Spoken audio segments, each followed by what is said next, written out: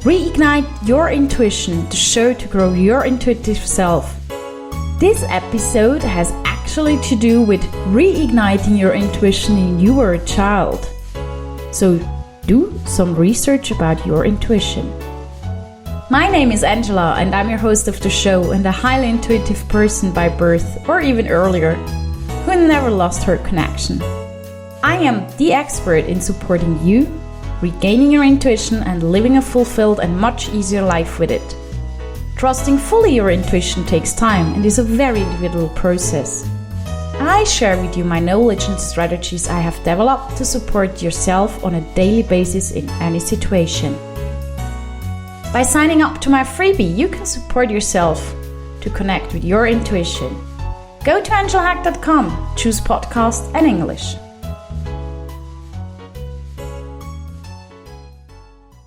Okay guys, let's go get about 1 million candles and do you by any chance have a broomstick in your cellar or anywhere or in your attic? Come on, I know you have it. No? Okay, let's get serious. Do some research about your intuition. Why should you do that? Besides the fact that it's fun, it wakes you and most probably people around you just up. You know, people love sitting together and telling all these childhood stories, and isn't that aunt great? And she's saying, "Oh, I've changed your diapers." You're like, okay, I won't change yours when you're old. Damn it.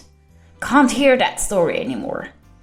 Or when you're having these family things going on and everybody's like, oh, you know, back then in 1970, whatever. You remember when he got his bicycle and he just drove into a stone or a car or whatever. All these old stories, you know them? Yeah? Love them? Sure? Always? Or you just have a brother or a sister. You can turn the whole thing over. Okay, that's fun. I admit. It's fun when you blame the others. But come on. For the research of your intuition, if you are intuitive or since you are intuitive, I mean, come on. You are intuitive since you're born. You're actually intuitive when you just arrived in your mama's tummy or belly. I don't know exactly if it was... Yeah, well, let's skip that one. So, start to ask if there was situations in your life when the others did not know what you were doing. But you kind of reacted differently. When you were a child, especially when you were small. Or if... For example, the dog or the cat were staring in a corner in the house and you just stood there and you were like, I know, they're sending somebody. Ask if you've done things like that as a child.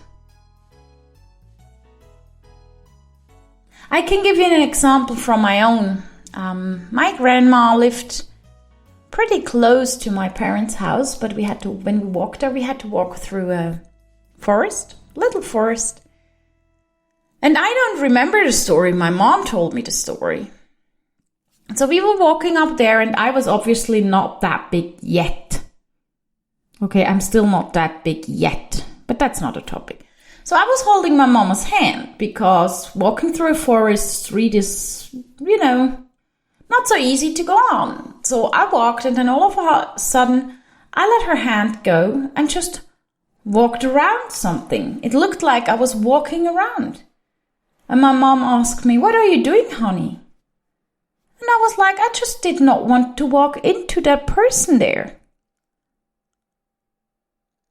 Thanks goodness my mom stayed calm and was not freaking out or telling me I'm crazy. Because I was not crazy. I'm still not crazy. I know they're here and that's okay. I still think it might have been a dwarf. Or a fairy? I just don't remember who or what it was. But it obviously was not dangerous nor making me nervous.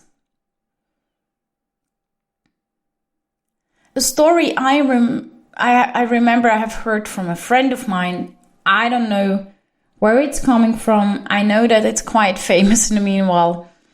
Is about a little child that asked the parents to stay in the room with their baby, with their newborn baby, alone. And the child was about 3 years old or something, and the parents were like, okay, let's leave these two little guys together alone, but I'm not very happy about it. They might be a bit insecure and, what's going on, because we have all heard of the jealousy between children that might exist or is existing or however. So they switched on the baby phone to make sure they have an ear on the situation. And then what they've heard, they were just absolutely blown away. The big child asked the baby, "May you please tell me about home? You know where we're coming from, because I start to forget." It might be a bit of woohoo or a spooky story, but I like this kind of imagination. I like to imagine that. I'm actually even pretty sure that myself, I sat on clouds and made crosses on what I wanted to have in my life with experiences and such. So, come on, it can happen. Maybe it's something small that you just had the ability to get up in the morning and you walked on the breakfast table and you're like, oh yeah, starts to rain in 2 hours. That can happen. People know things like that. Or people dream things. And children are amazing in it, especially until 6, 7 years old. When we start to go to preschool, it's getting smaller. When we go to school, regular school, it's getting even smaller. And when we go to high school, even when we still have it, we hide it. It's nothing bad, but it is that way. And I must admit, I'd rather have it another way. I'd rather have it in a different way. I definitely do. But unfortunately, I cannot always wish for everything. But I can think of wishing for everything. So I won't stop. But that's not a topic, so come on, let's go back. Why don't you sit down with your granny and ask her, "Hey, do you remember any stories of my life when I was acting weird in your eyes or different?" Ask your siblings, ask your friends from school. I am sure every one of us has such a story. I also think that most of them were dig down deep, because why should we be all boo and woo?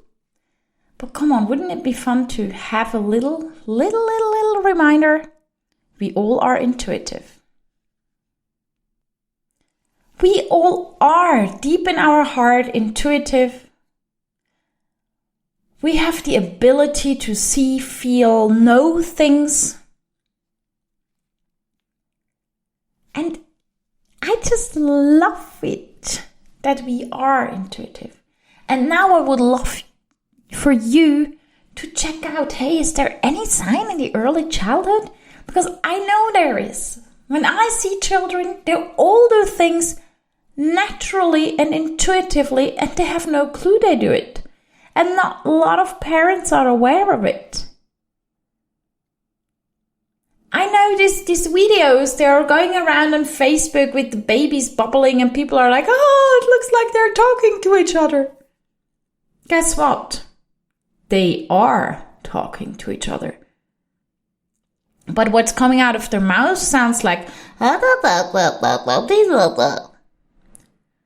they are exchanging, yes, exchanging, no kidding, thoughts. I love it when I watch any of these movies about how dolphins function and how does it work that they, jump out of the water at the same time and do the same trick in the wild. And they don't communicate. Oh yeah, they do communicate. First of all, we don't understand it anyways. And second, our language is not the only way to communicate. Twins are those who experience it the most, or in a certain regularity, they're thinking together the same thing, not being at the same place. We often experience it that we think of someone and think like, oh, we should call, and then bam, the phone rings. Yep. We do this kind of conversation, and it is intuitive, and children do it all the time. And mothers are really good in reading it if they're open up to that. So, still want to do some research in your intuition? I would do so because I'm sure there's a story that shows you that you're an intuitive since birth. Are you ready for reignition? Yes?